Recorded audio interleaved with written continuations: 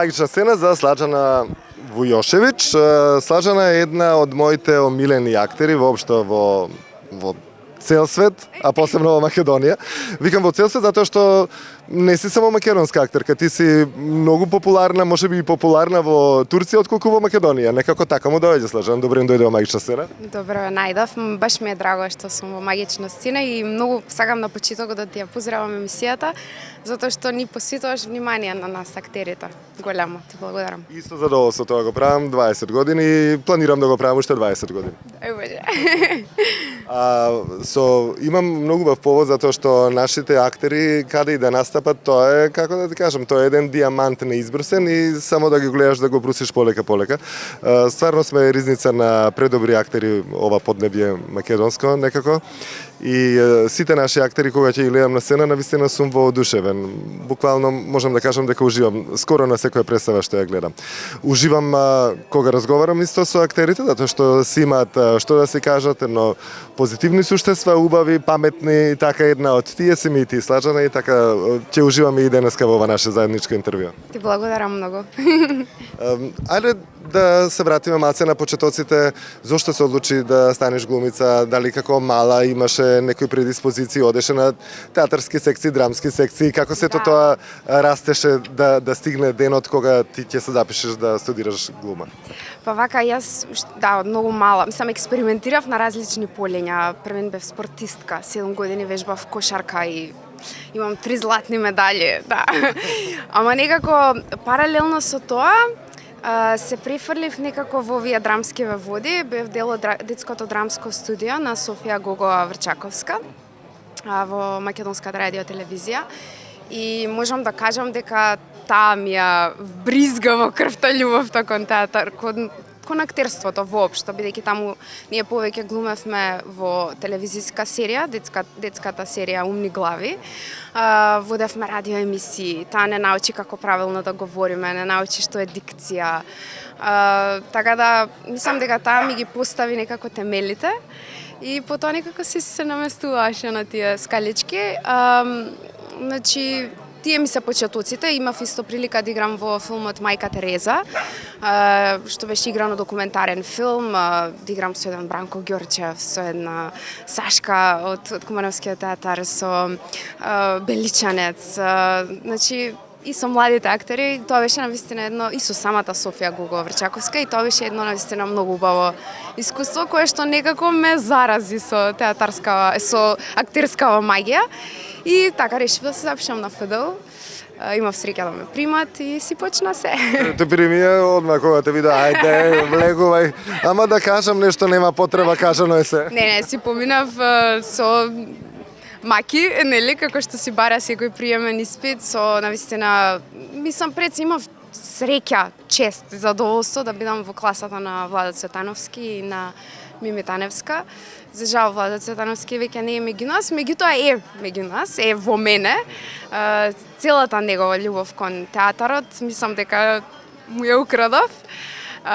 И не знам, го обожавам театарот токму поради тој човек и поради Мими Таневска, која што сега е декан на Факултетот за драмски уметности. За време на студирањето почна првите ангажмани некако? Да. За време на студирањето, нели, имавме прилика да играме во студентски вежби, па имавме прилика да ја направиме оркестар ББ, така што мислам дека и ти беше, имавме една емисија со оркестар ББ, представа која што се изигра над 50 пати. И еве, користам оваа прилика да ги поздравам сите студенти, колеги, кои што беа дел. Беше представиште. Тоа беше навистина многу убав. Почна како студентска представа, замина во Белград, доби 2 награди на фестивалот ФИСТ, еден од најпрестижните студентски фестивали во Европа, и тоа најдобра представа од жири и од публика. Значи, потоа игравме и тука низ Македонија, игравме во Нови Сад. Над 50 пати се изигра таа представа и ни е многу, се уште ни е многу драг спомен на сите нас, колегите од класата на Владо и Мими. И се уште се зборува, што ми е многу драго на ФДУ, да.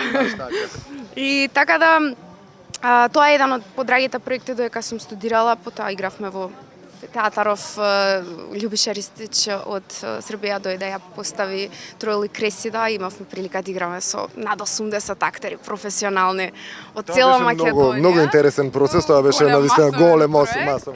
Да, и така некако си се месте работите. Се месте или мора така да се наместат? Па, се што се сака се може, така вели мајка ми, така да јас ја слушам. И така си се погодуваа коцките некако. Како те запознава публиката во Македонија? Полека, но сигурно, или како одеше, или експлозивно? Да, многу полека се уште.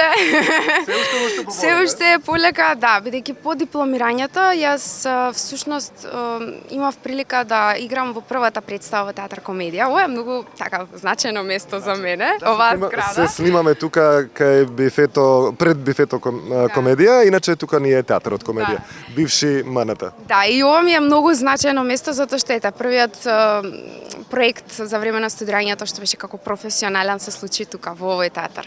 По дипломирањето оваа зграда се приимени како театар комедија и всушност кога се распиша првиот конкурс за вработување, јас бев дел од екипата што е кастирана, не влегов во кадарот вработен, меѓутоа имав прилика да играм во првата представа Ах, љубов моја неверна на Коле Ангеловски, кој што ми исто еден од многу драгите проекти, бидејќи режисерот Коле е многу драг човек пред се и многу се учи од него, особено за комедија. Така што имав прилика да играм во тоа. Потоа Коле е всушност мајсторот за комедијата во Македонија и пошироко. Коле кога ќе направи комедија е направена. По негови стапки. Синиша Евтимов и тука се заокружува кругот на оние што може да направат успешна комедија во Македонија. Да, навистина. И јас имав среќата да работам со еден од нив, се надевам дека во иднина ќе ми се пржи шансата да работам и со Синиша. И сега повторно оваа зграда со текот на времето се преименува и не е само театар комедија, туку и турскиот театар се преселува тука и албанскиот театар, веднаш по враќањето од Истанбул, па ја се вработи во турскиот театар и сега сум тука вработена, па тука ми е матичната куќа. Тука во зграда, значи ова е магична зграда, нема tu бегање. Магична сцена, баш. Да. Кажи ми како отиде твоето патување надвор од Македонија? Па по дипломирањето, покрај тоа што се барав и тука, се барав и надвор. Некако дедо ми е турчин, покоен е сега. За жал, меѓутоа некако ме влечеше турското од него, веројатно. За жал, никогаш не сме зборувале турски дома. И многу сакав да го научам јазикот, за да можам со него јас да зборувам. И се запишав на турски, на курс, го научив јазикот и некако тоа си повлече. Лесно ти одеше учењето? Па не баш лесно, не би рекла дека сум многу добра во граматика, повеќе имитирам јазици. Со граматиката се мачам секогаш. И тешко одеше, меѓутоа бев упорна. Значи, пак се што се сака се може. Го научив јазикот и добив стипендија за мастер студии во Турција, во Истанбулскиот универзитет и таму се запишав на мастер. Всушност така почна тој чаптер од животот. Да. Како се одлучи ти самата аплицираш за тоа? Како ти дојде идејата? Јас сакав да продолжам некаде на мастер студии и барав различни патишта. Пред Англија ми беше Лондон некако ме влечеше, меѓутоа добив стипендија која што не ми покриваше трошкови смешта и слично и не можев тоа финансиски да си го дозволам. Оваа стипендија која што ја добив во Турција, тоа е стипендија од турската влада и ги покрива буквално сите трошкови. И покрива и смештај, и месечнина, значи како џепарлак, и плюс целото образование, плюс покрива 1 година изучување на јазикот. Ти тогаш не знаеше турски? Јас веќе знаев малку јазик, таму само го доучив и се запишав на театарски смер, глума на Државниот конзерваториум во Истанбул. Таму е стипендија. Да знаат, значи младите кои што се завршени да самоиницијативно да се направат за некогаш портите се отвараат, ама треба сам да... Да, на интернет ако ја гледа некоја емисија, да можам да кажам, тоа се Turkish Scholarships, така се вика, или Туркија, како да му даде? бурслар, Туркија е бурслар, е на турски. Бурслар, и Да.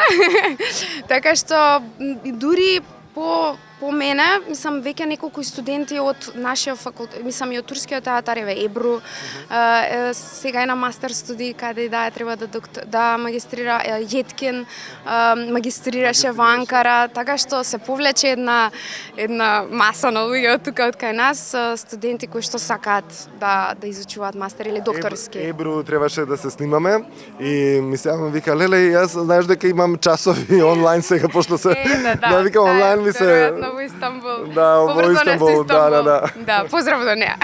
Поздрав и до Јеткин, го снимавме пред малку и Јеткин кажа дека завршил таму и дека... Да, ето и Никола Настовски, акторот од Прилеп, тој сега докторираше, Александра Кардалевска исто докторираше, заедно во истиот смер докториравме на филм.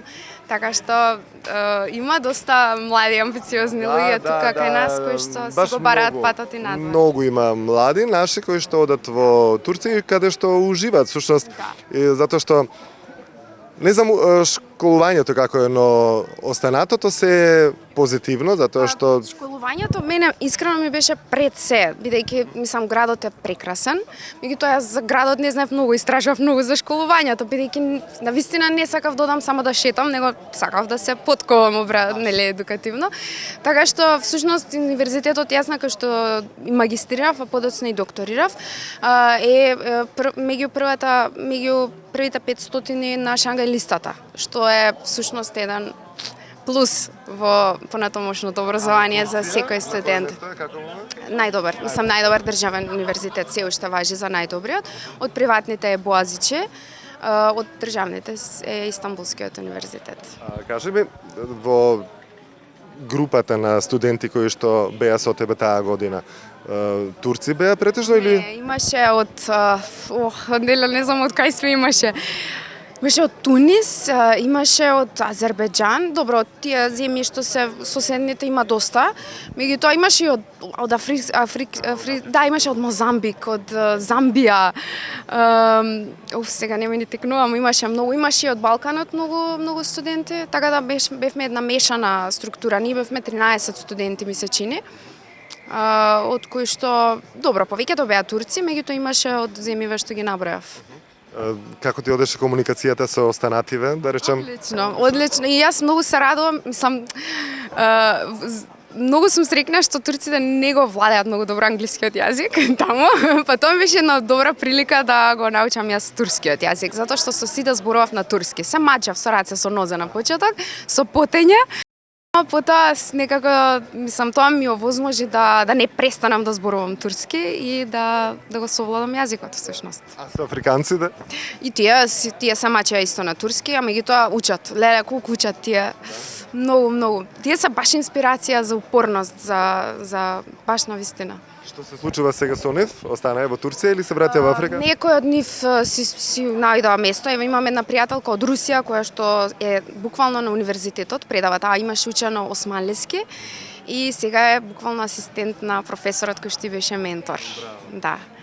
Така што има некои од нив се останати таму, некои од нив си заминаа во своите земји и си го најдоа патот, еве како јас. Се слушате? Се допишуваме некогаш, со некој од нив сум се уште буквално поканета и на свадба. Ептен пријателки, со некој, нели, помалку комуницираме. Така. Рече после и докторираше? Да, потоа по магистрирањето сватев дека сакам во филмот да влезам, бидејќи магистерските и дипломските ми беа во театарскиот смер.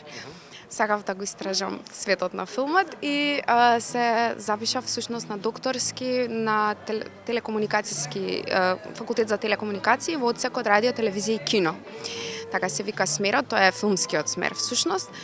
И така си учев многу интересни предмети, а докторирав на тема филмскиот актер во дигиталната епоха, што беше навистина многу интересна тема за истражување, многу е нова, многу е актуелна, со сите овие филмови кои што се случуваат во Холивуд особено. Меѓутоа и турците имаат многу напредна технологија, па ми беше интересно и нив да ги заголицкам со темава.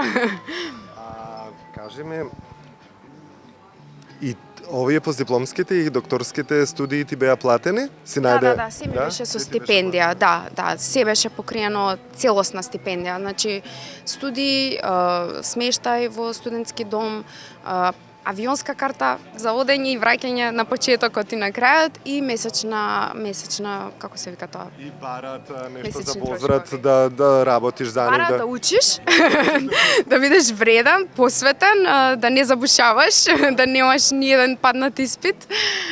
Бараат да си во државата, значи не дозволуваат многу да си патуваш наоколу и да им ја трошиш стипендијата, да си во друга земја.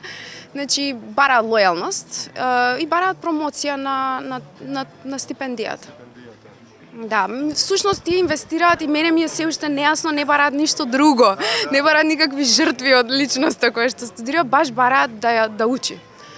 И мене не ми беше тешко тоа да го дадам. Просто се чудам зошто го прават тоа. Па добро, тоа е една голема промоција и туризам, впрочем, бидејќи ако ништо друго, само моите родители беа 100 пати во Истанбул, да. Значи, и на некој начин промоција на нивното образование, на нивните универзитети, бидејќи тие кои што нема да добијат стипендија, сакаат да студираат таму ако нивните пријатели добиле стипендија. Претпоставам се, јас некако си правам некој замисли, меѓутоа мислам дека ова беше една голема промоција на Турција. Мислам, ова се уште е голема промоција на Турција и на Балканот и на сите тие бивши СССР земји каде што Турција има големо влијание се уште и така што и воопшто во Европа. Има и од Германија и од Франција студенти кои што даја да студираат таму.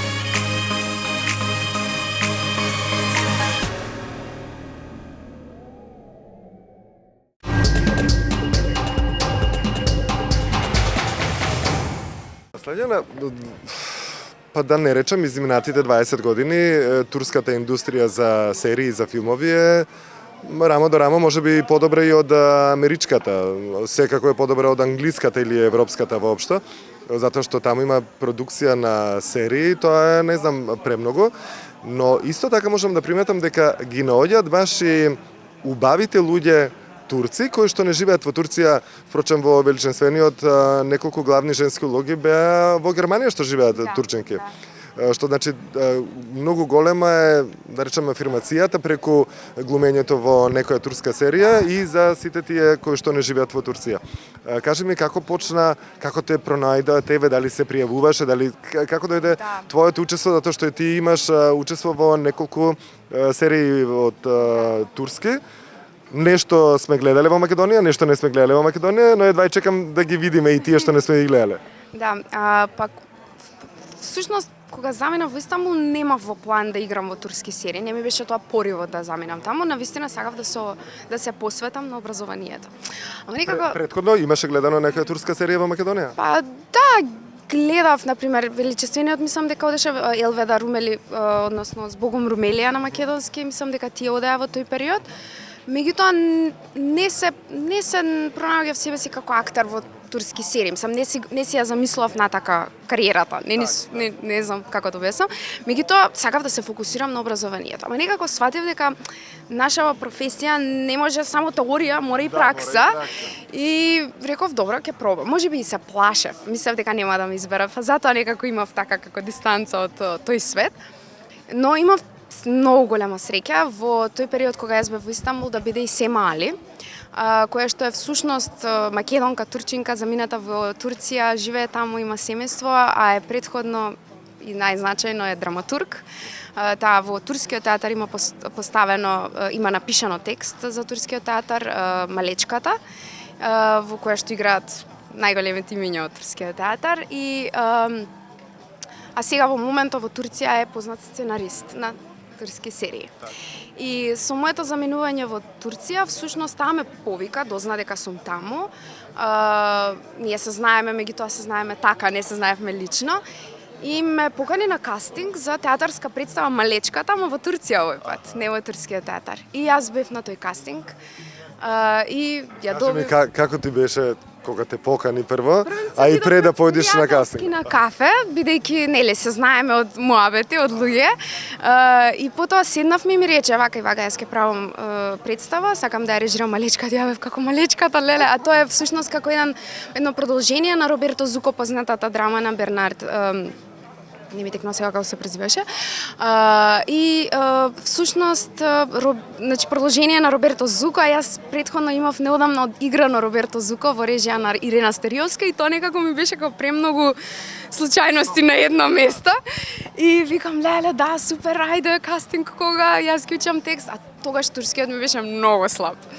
И всушност се појав на кастингот, таа ми помагаше со јазикот и ја добив улогата, играв со Филиз Ахмет, нашата позната, игравме со неколку турски актери, Нилгюн Атилган, Кутай Шахин, и Озан и слично. И игравме сите заедно, ја поставивме представата Малечката на турски. Тоа беше всушност мојата прва улога на турски јазик во Турција.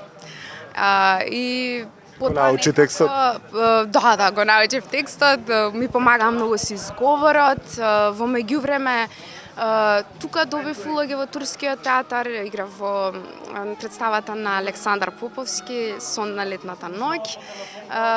Потоа добив улога и кај Лука Кортина, или беше претходно, сега не знам како беше распоредот, во Палавра Џаскар, односно војникот Фалбаџија, и некако така си се местеа улогите на турски јазик. И со текот на време го совладував јазикот се повеќе и повеќе. Дури една од колешките во представата, Нилгюн Атилган, ми е се уште многу драга пријателка, а е професор по дикција. Премногу случајности во едно место, па таа ми помага до ден денеска, секогаш кога треба да работам, нејзините врати ми се отворени за да го учам јазикот до перфекција, да речеме.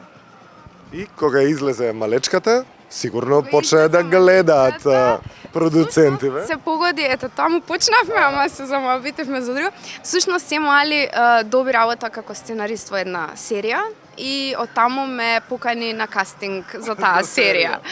И бев на кастингот, ја добив улогата, серијата се вика Горка љубов и си играше доста долго и ми овозможи соработка со навистина значајни имиња. Мислам, пред се со режисерот, чатај тосно тоа е кога лисијата паѓаат, истиот режисер што се даваше кај нас. Со возрастни млади актери кои што се сега навистина многу популарни во Турција.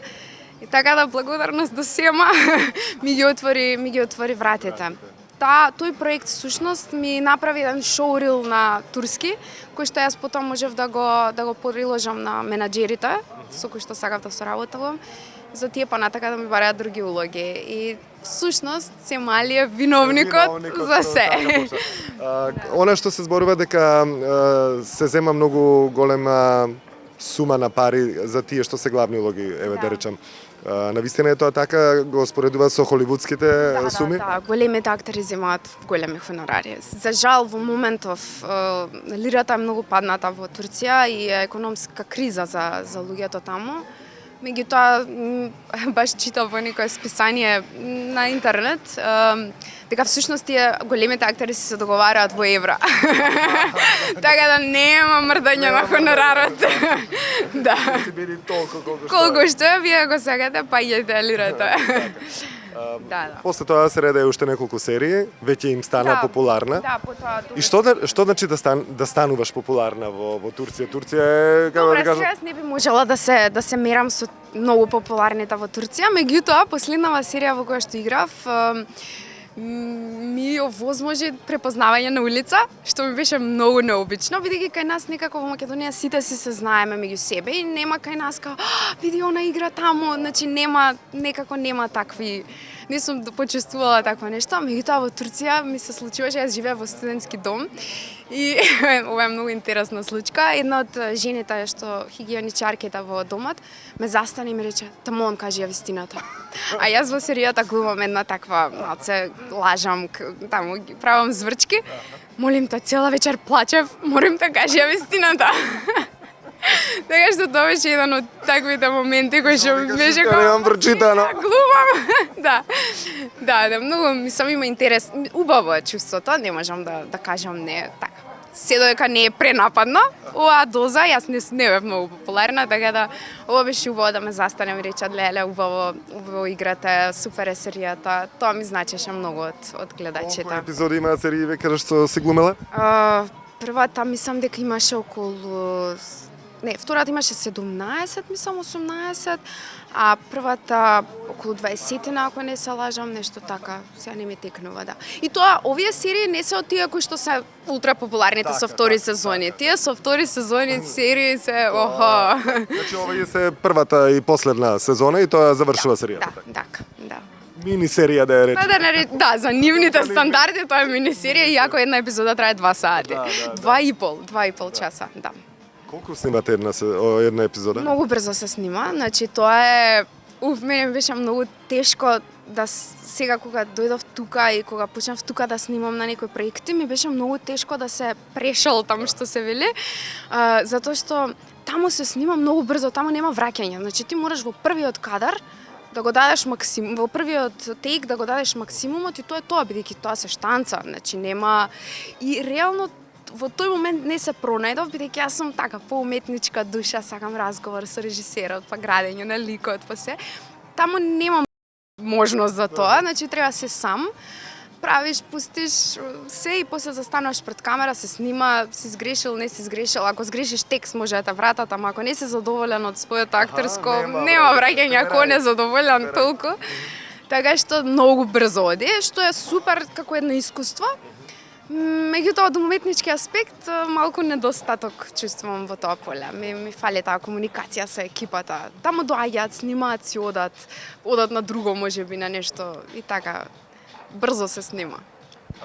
Театарот има исто толку битен колку сериите во моментот во Турција? Сега зависи од кој аспект се гледа и зависи за која публика ќе ја прашаме. Има публика која што не сака да гледа турски серии, не сака да слушне за турски серии, е посветена на, што реков, уметничкиот момент, на филмовите, на Нури Билге Джейлан, на Реха Ердем, на тие имиња, со кои што мислам, се надевам ќе имам прилика некојаш да соработувам. И од друга страна пак има луѓе кои што не одат во театар, си живеат со сериите, си живеат со популарните филмови. Голема е Турција и за секого има публика. За секој проект има публика. Театрите се за мене многу напред отидени, особено алтернативната сцена. Државната сцена пак се држи на некои стандарди, некои нивни. Меѓутоа, она што е за мене многу привлечно се приватните проекти, за кои за жал, денес сум во контакт со некои од колегите таму, заради пандемијава се многу пропаднати, некои од нив беа приморани да ги затворат.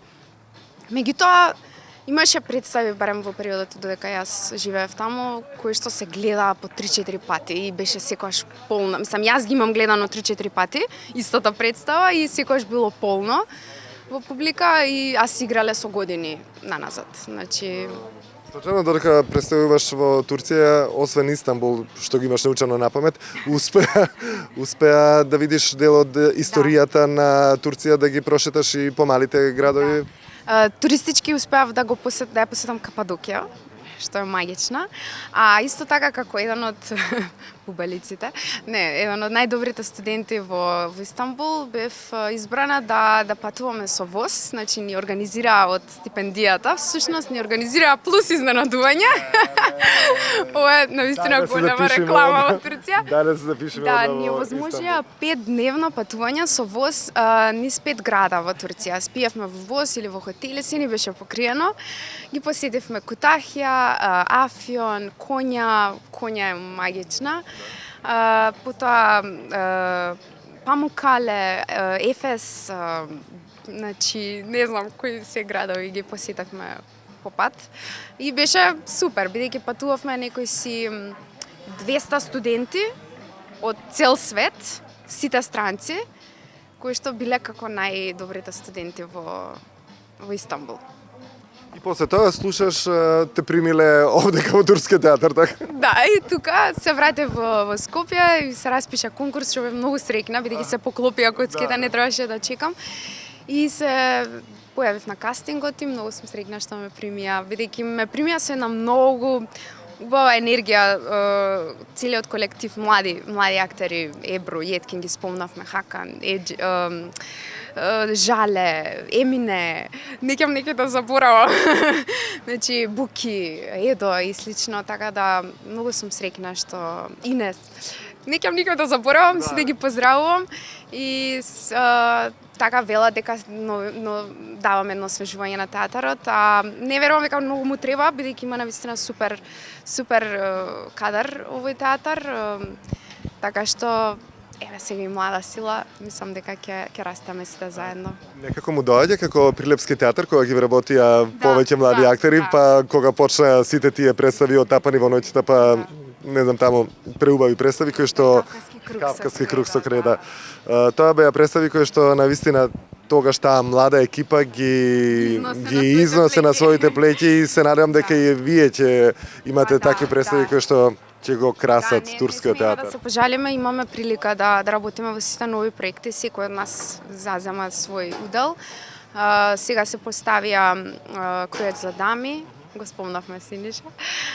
Се постави Вишновата градина. Предходно беше Вишновата, каде што глумиш ти? Да, всушност предходно во режија на Милчин, Владимир Милчин. Направивме и две детски представи, Девојчето со кебричињата, се направи Рапунзел, уште една детска представа во режија на Џабир Доко и така си расте театарот. Еве сега некои нови проекти се најавуваат, така да турски театар не застанува на чело со Несрин Тајер, да.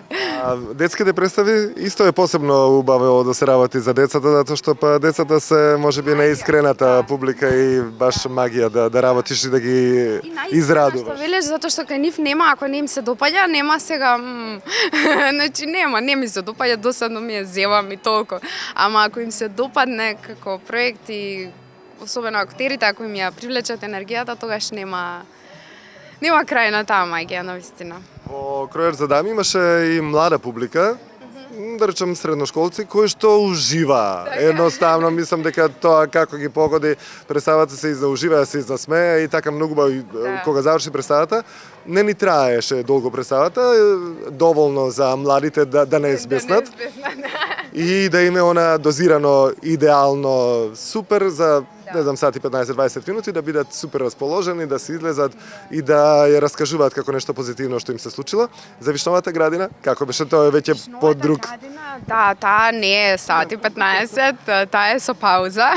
И не е како за деца. И не е како за деца, иако професорот, ќе го речам, режисерот Владимир Милчин, инсистираше на комични елементи, бидејќи самиот Чехов вели дека тоа е комедија.